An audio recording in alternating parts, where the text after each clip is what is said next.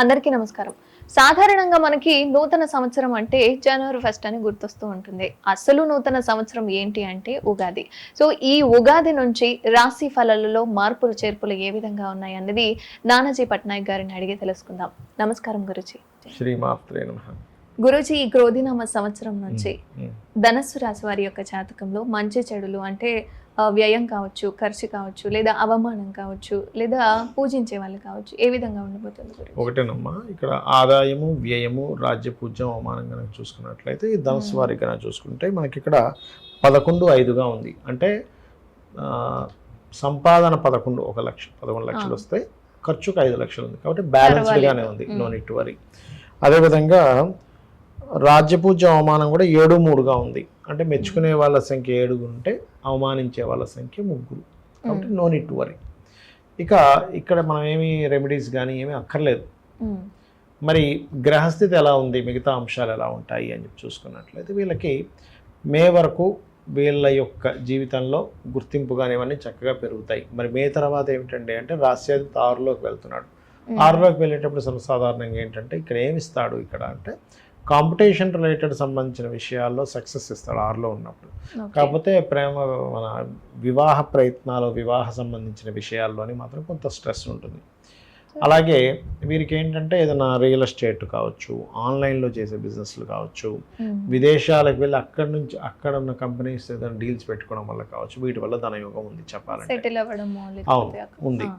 కాకపోతే ఈ మధ్యకాలంలో వీళ్ళకి ఏంటంటే కొంచెం శనికుజుల వీక్షణ ఉంది. కాబట్టి మొదటి అంటే దాదాపుగా మనకి మే వరకు కూడా, మే జూన్ వరకు కూడా కొంచెం ఏదైనా అగ్రిమెంట్స్ చేసుకునేటప్పుడు కాస్త చూస్ చేసుకోవాలి.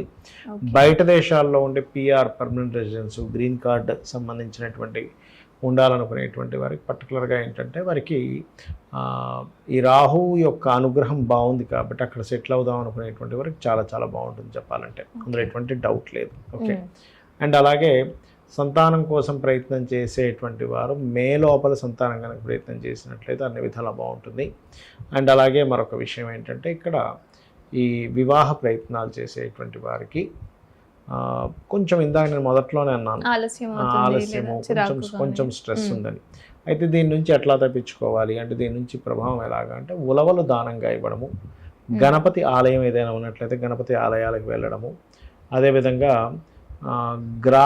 గరికతో గణపతి ఆరాధన చేయడము, అండ్ నవగ్రహాల్లో కేతుగ్రహం దగ్గర దీపారాధన చేయడము మంచి ఫలితాలు ఇస్తుంది.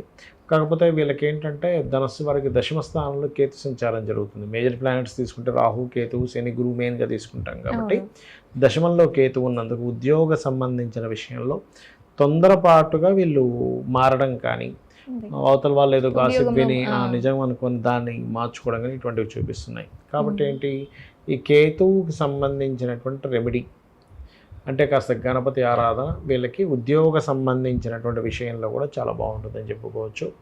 అండ్ అదేవిధంగా మే లోపల ఏదైనా పుణ్యక్షేత్రాలకు వెళ్ళడము, మే తర్వాత ఉద్యోగం విషయంలో అభివృద్ధి ఉండడం అనేటువంటి చాలా స్పష్టంగా గోచరిస్తుంది. అయితే అలాగే మరొకటి ఏంటంటే మే దాటిన తర్వాత ఇన్వెస్ట్మెంట్స్ విషయంలో బాగుంది, విదేశాలకు వెళ్ళడానికి చేసే ప్రయత్నం కూడా చాలా బాగుంటుంది వీరికి చెప్పాలంటే. సో ఈ విషయాల్లో చాలా పాజిటివ్గా ఉంది. జాగ్రత్త మాత్రం అగ్రిమెంట్స్, కాంట్రాక్ట్స్, అన్నదమ్ములతో ఏదైనా మాట్లాడుకునేటప్పుడు, మెయిల్ చేసేటప్పుడు, వాట్సాప్ చేసేటప్పుడు, షార్ట్ జర్నీస్ ముఖ్యంగా కొంత జాగ్రత్త వహించాలి. సిబ్లింగ్స్తో ఉండే రిలేషన్స్ విషయంలో కొంత జాగ్రత్త ఉండాలి. ఎందుకంటే కుజుడు, శని ముఖ్యంగా సిబ్లింగ్స్ కారకుడు అవుతారు. కుటుంబ సంబంధిత కలహాలు ఏమైనా ఉంటాయి. అది ఇక వీళ్ళు చేసుకోవాల్సిన దేవతారాధన విషయానికి వస్తే, దేవతారాధన అయితే అమ్మ ఒకటే లక్ష్మీ నరసింహస్వామి యొక్క ఆరాధన చేసుకోవడం మంచిది, గుర్తుపెట్టుకోండి దేవతారాధన విషయంలో. అండ్ అలాగే కరావలంబ స్తోత్రం చేసుకోవడము, దగ్గరలో ఏదైనా ఇప్పుడు సిటీలో ఉన్నారు హైదరాబాద్లోనే యాదగిరిగుట్టకి వెళ్ళి రావడము, అంటే కొంచెం క్షేత్ర దర్శనం కనుక చేసుకున్నట్లయితే మరింత బాగుంటుంది వీరికి. గురుజీ, క్రోధినామ సంవత్సరం అని అంటూ ఉంటారు కదా, అంటే రాశి ఫలాల్లో కాకుండా ఆధ్యాత్మికంగా కావచ్చు, సాంస్కృతికంగా కావచ్చు, క్రీడలలో కావచ్చు, బయట ఏ విధంగా ఉంటుంది గురుజీ అసలు? ఒకటేనమ్మా, ఈ క్రోధినామ సంవత్సరానికి ఎవరు రాజు అంటే కుజుడు రాజు అయ్యాడు ఈసారి. ఈ సంవత్సరం రాకముందే మనం ఆల్రెడీ జనవరిలోనే ప్రిడిక్షన్ చేసాం. ఏంటి అంటే జనవరి, ఫిబ్రవరి ఆ మాసం నుంచి కొన్ని పేలుళ్ళు కావచ్చు, లేకపోతే అగ్నికి సంబంధించినవి కావచ్చు. ఎందుకంటే కుజుడు, శని, రవి కలుస్తున్నారు. రవితో శని కలిసిన, కుజుడు కలుస్తున్నా, మీకు ఎందుకు ఈ మార్చి మాసం నుంచి ఫిబ్రవరి మార్చి మాసం నుంచి పెరుగుతూ ఉంటాయి. అవును. ఎందుకంటే మీరు ఈ కుజశని కలయిక ఎలాంటిదంటే అమ్మ, హీరోసీమా నాగసాకి జపాన్ మీద వేసిన బాంబు అవును. అప్పుడు కూడా ఏంటంటే ఈ కుజర్ శనులు కనెక్టివిటీస్ ఉంటాయి. ఆ టైంలో కూడా మీరు ఏదైనా యుద్ధ సమయాల్లో కానీ మనకి చూడండి ఏదైనా ప్రమాదం వస్తుంది, ఏదైనా ప్రమాదాలు రావడం అంటే బాంబు పేర్లు కావచ్చు, లేకపోతే ఈ రాజకీయంగా అనేకమైనటువంటి గొడవలు కావచ్చు, సడన్గా అసలు ఊహించనంత మార్పులు తీసుకురావడం కావచ్చు, అల్లర్లు కావచ్చు పెరుగుతుంటాయి. కాబట్టి కొంచెం జాగ్రత్తగా ఉండాలి. అంటే ఏంటంటే రాజులకి యుద్ధం చేయాలనే ఆకాంక్ష పెరగడం ఇలాంటిది ఇస్తుంది క్రోధినామ సంవత్సరం. ఎందుకు రాజు ఏమో కుజుడయ్యాడు.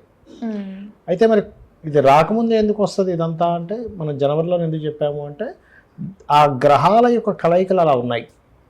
జనవరి ఫలితాల్లో కూడా చెప్పాము మనం యాక్చువల్గా, దాని ఇది ఉంటుంది అందుకని. అయితే ఇక్కడ దీనికి మరి అందరూ ఇప్పుడు చూడండి, బయట యుద్ధ సంబంధించిన వాతావరణం ఇవన్నీ ఒక పక్క పెడితే, ఇందులో సామాన్య ప్రజలు ఇరుక్కోకుండా ఉండాలి అంటే కనుక శని కుజ గ్రహాల దగ్గర దీపారాధన చేయాలి. వారాహి అమ్మవారి అష్టోత్తరాలు చదువుకోవాలి. వీలైతే గోవులకి క్యారెట్లు బెల్లము తినిపించాలి. ఇలా కనుక చేసినట్లయితే ఖచ్చితంగా బాగుంటుంది. అది అంటే ఇప్పుడు మనకి తర్వాత స్పోర్ట్స్ కి సంబంధించి ఉన్నాయి. అవునమ్మా. సో అందులో మనకి ఎటువంటి లాభాలు వస్తాయి? స్పోర్ట్స్ రంగాలకు సంబంధించిన విషయంలో అంటే అమ్మా, అది అప్పటికప్పుడు స్పోర్ట్స్ సంబంధించినటువంటిది ఎవరికి వారి జనరల్ జాతకాలు తీసుకొని చెప్పుకోవాలి. అప్పుడున్న ఏ స్పోర్ట్స్ టైంలో అసలు గ్రహస్థితి ఎట్లా ఉంది దాని పరంగా. అయితే స్పోర్ట్స్ రంగాలకు సంబంధించింది మాత్రం కొంచెం అంటే మొదటి క్రోధినామ సంవత్సరంలో కుజుడే రాజయ్యాడు కాబట్టి స్పోర్ట్స్ రంగాల్లో కుజుడు స్పోర్ట్స్ కారకుడు. ఆ రంగాలు బాగుంటాయని చెప్పుకోవాలి. స్పోర్ట్స్ రంగాలు కానీ టెక్నికల్ రిలేటెడ్ సంబంధించిన విషయాలు కానీ ఇవన్నీ కూడా చాలా బాగుంటాయి చెప్పాలంటే. మిషనరీస్, పెద్ద పెద్ద మిషనరీస్, ఫ్యాక్టరీస్ ఎస్టాబ్లిష్మెంట్ అవ్వడము, వీటికి క్రోధినామ సంవత్సరం చాలా బాగుంటుంది చెప్పాలంటే. సో ఈ సంవత్సరం మాత్రం మనం ఆధ్యాత్మికంగా కావచ్చు, సాంస్కృతికంగా ఏం చేసుకున్నా ఆధ్యాత్మికంగా అంటే అమ్మ ఒకటమ్మా, ఆధ్యాత్మికంగా మీరు తీసుకొచ్చారు కాబట్టి చెప్తున్నాను. ఈ క్రోధినామ సంవత్సరం అని కాదు, మీనరాశిలో రాహు ఉన్నందుకు కొంత మత కల్లోలాలు, కొంచెం ఈ ఆధ్యాత్మిక సంబంధించిన విషయాల్లో పోటీ పడుతూ కొన్ని విషయాలు జరగడం ఇట్లాంటివి కూడా జరుగుతాయి. అంటే ఎక్స్పాన్షన్ ఉంటుంది, వాటి మీద బురద జల్లడం ఎక్కువగా ఉంటుంది, రెండూ ఉంటాయి. సో వాటిలో కొంచెం జాగ్రత్తగా, ఎందుకంటే గురు రాహుల కలయిక అనేటువంటిది గురుచండాల యోగం అంటారు. దానివల్ల గురుజీ రాశి ఫలాలు కాకుండా పర్సనల్ గా అసలు ఈ క్రోధినామ సంవత్సరంలో ఏ విధంగా ఉంటుంది?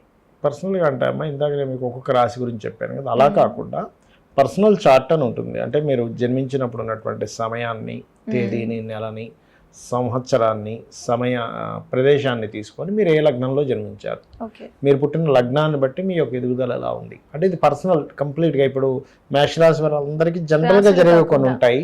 మీ పర్సనల్ చార్ట్ మీకు యూనిక్గా ఉంటుంది. ఎందుకంటే ఒక మనిషి ఉన్నట్టుగా వేరే వాళ్ళు ఎవరు కూడా అలా ఉండరు చూడడానికి. అలా తెలివితేటలు ఉండవు, ఎలా వేరు వేరు ఉంటాయి. వాళ్ళకున్న తెలివితేటలు వేరే వాళ్ళందరికీ, వాళ్ళకున్న స్కిల్స్ వేరే వాళ్ళందరికీ ఉండాలని రూల్ లేదు.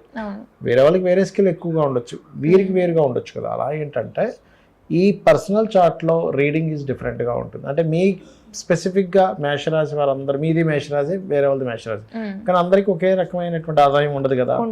అంటే మీ పర్సనల్ చార్ట్లో ఆదాయాన్ని ఇచ్చే కారకుడు, అంటే మీకు ధనాన్ని ఇచ్చే కారకుడు ఎలా ఉన్నాడు, మీ పర్సనల్ చార్ట్లో సిబ్లింగ్స్తో ఎలా ఉంది, మీ పర్సనల్ చార్ట్లో ఏ డైరెక్షన్స్లో నివసిస్తే బాగుంటుంది గృహము, మీ పర్సనల్ చార్ట్ రీత్యా ఎందులో డబ్బులు వస్తాయి, ఎప్పుడు డబ్బులు వస్తాయి, అదేవిధంగా వివాహ సమయం ఎప్పుడుంది, ఎటువంటి వారు మీకు జీవిత భాగస్వామిగా వస్తారు, సంతానం అభివృద్ధిగా ఉండాలంటే ఏం చేయాలి, మీరు జాబ్ చేస్తే బాగుంటుందా, లేకపోతే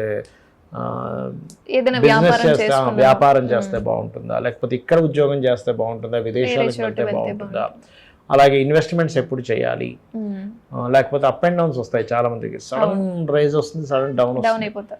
అలాంటి ముందుగా తెలిసే అనుకోండి. ఇప్పుడు ఎగ్జాంపుల్ ఒక 6 నెలలు బాగా డౌన్ ఉందని అర్థమైంది, ఒక 2 నెలల ముందే తెలుస్తుంది, మనం ఏం చేస్తాం, మనీ సేవ్ చేసుకుంటాం, మార్పులు ఏమైనా ఉంటే కొంచెం ఈ డబ్బులు అక్కడ వాడుకుంటాం కదా. అది తెలియలేదని అనుకోండమ్మా, ఒక 3 నెలలు రాబోయే 3 నెలలు బాగా డౌన్ ఉందని తెలియలేదు అనుకోండి, ఈ డబ్బులని ఖర్చు పెట్టుకుని అయ్యో తెలుసుంటే నేను డబ్బులు దాచిపెట్టుకునేవాళ్ళం కదా, సేవ్ చేసుకునే వాళ్ళం కదా అనిపిస్తుంది. అందుకని ఈ అప్ అండ్ డౌన్స్ చూస్తాం అనమాట. ఈ రకంగా ఏంటంటే మీ పర్సనల్ చార్ట్లో పర్టికులర్గా ఏ దశ నడుస్తుంది, ఆ దశ మీకు యోగిస్తుందా లేదా, యోగించాలంటే ఏం చేసుకోవాలి, ఏ రత్నం పెట్టుకోవాలి, ఎవరిని ఎక్కువగా ఆరాధిస్తే మీరు రుణరోగ శత్రువు నుంచి బయటపడతారు అన్ని కూడా మీ పర్సనల్ చార్ట్ లో ఉంటుంది. ఇదంతా ఏంటంటే ఆదాయము, వ్యయము, రాజ్యపూజ, అవమానం ఇవైతే చెప్పుకున్నాము, సాధారణంగా ఇది జనరల్ గా జరిగేవి. ఇంకోటి ఏంటి, ఈ సంవత్సరానికి ఫలానా రాజు కాబట్టి ఇది లోకపరంగా జరిగేటువంటివి. అవును. మీ పర్సనల్ చార్ట్ అంటే మొత్తం 3 రకాలుగా ఉంటుంది. రాశి ఫలాలు బయట జనరల్గా జరిగేది మీ పర్సనల్ చార్ట్ అది. అయితే మీకు ఇప్పుడు సందేహం వచ్చేవండి, మరి నా పర్సనల్ అయితే ఇవన్నీ ఎందుకు చెప్పుకుంటున్నామని. ఇప్పుడు మీరు ఉన్నారు ఇక్కడ నుంచి మీ ఇంటికి వెళ్ళాలనుకోండి, పీక్ టైం ట్రాఫిక్ టైంలో అయితే గంట పట్టొచ్చు, నార్మల్గా అయితే 20 మినిట్స్లో పట్టొచ్చు. బయటన పరిస్థితులు బట్టే కదా మీ జర్నీ ఉంది. అవును. అట్లా ఏంటంటే మీ జర్నీ ఎంతసేపట్లో వెళ్తారనేటువంటిది మీరు ఎంత ప్రయత్నం చేసినా బయట ఉండే వాతావరణము, బయట ఉండే ట్రాఫిక్ అనుకూలించాలి. ఆ ట్రాఫిక్ ఎలా అనుకూలిస్తుంది, ఏ టైంలో అయితే అనుకూలిస్తుందని మనకి ఎట్లా తెలుస్తుందో గోచార ఫలితాలు కూడా అలాగే. సో బయట జరిగే సిచ్యువేషన్స్ కూడా మనం కంట్రోల్ చేసుకోవచ్చు గురుజీ, మన రెమెడీస్ ద్వారా కంట్రోల్ చేసుకోవచ్చు. ఏ సమయంలో చేస్తే మంచిదని. ఇప్పుడు మీరు ఉన్నారమ్మా, ఇప్పుడు ట్రాఫిక్ తక్కువగా ఉంది, కానీ అదే 9-10 o'clock అప్పుడు అంటే ఎక్కువగా ఉంటుంది, పీక్ టైం కాబట్టి. మధ్యాహ్నం టైం తక్కువగా ఉంటుంది కదా. దాన్ని బట్టి మీరు ఇప్పుడు ఎంతసేపట్లో వస్తారు మీరు అని ఇంట్లో వాళ్ళు అడిగారు అనుకున్నా, హాఫ్ అన్ అవర్లో వస్తా అంటారు. అదే మీరు ఈవినింగ్ 5 o'clock 6 o'clock అయితే ఎక్కడ half an hour traffic jam ఉంటుంది, 1 hour పడుతుంది అంటారు. సమయాన్ని బట్టి మార్పులు అనేవి బయట ఉండే ట్రాఫిక్ ని బట్టి మీకు ఎలా అయితే మీ యొక్క సమయం ఎలా పడుతుందో గోచారంలో ఉండే గ్రహాలను బట్టి ఇక్కడ కూడా మార్పులు వస్తూ ఉంటాయి. అది అంటే బయట ఏం జరుగుతుంది, మనలో ఏం జరుగుతుంది, అసలు రాశి ఫలాలు ఏ విధంగా జరుగుతుందని చెప్పి చాలా కన్ఫ్యూజన్ ఉన్న వాళ్ళు ఉంటారు. వాళ్ళకైతే చాలా క్లారిటీగా చెప్పారు. చాలా చక్కటి అంశాలను మాతో పంచుకున్నారు గురించి. ధన్యవాదాలు. శ్రీమాత్రే నమః.